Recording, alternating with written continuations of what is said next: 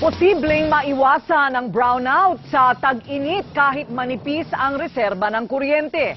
Yun nga lang ay pinaghahanda rin ang mga consumer sa dagdag singil dahil patatakbuhin ngayong Abril ang Malaya Thermal Plant. Nagpapatrol si Alvin L. Chico.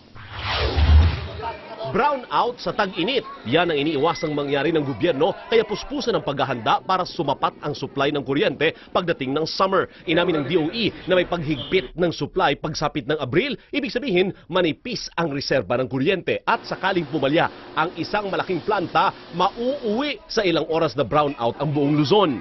Pag may biglang plantang bumagsak, talagang hindi rin natin inaasahan yan. Sir, anong planta ba ang balak bumagsak? Wala tayong alam dyan kasi talagang parang kotse yan, tumatakbo, hindi natin alam kung kailan titirik. Kaya sinabihan na ng gobyerno ang mga malalaking planta na ayusin na ang kondisyon ng mga equipment.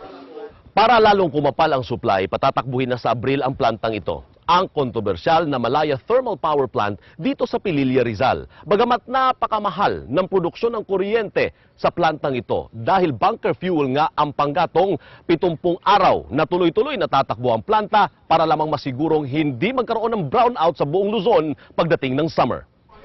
Ang Malaya Plant ang sinasabing kung pinatakbo lang noong Nobyembre at Disyembre ay hindi sana inabot ng 62 pesos per kilowatt hour ang presyo ng kuryente. Yun nga lang, luma na kasi ito at limitado ang performance kaya kailangang i-timing ang paggana sa kabuuan ng summer. Maximize the use of Malaya but not to the extent that will exhaust it. Na baka mamaya wala ka na magamit kung kailan mo talaga kailangan. Tiniyak ng operator ng Malaya na naghahanda na sila. Pero bukod sa issue ng supply, paghahandaan na rin daw ng consumer ang dagdag bayad dahil mas mahal ang presyuhan nila ng kuryente.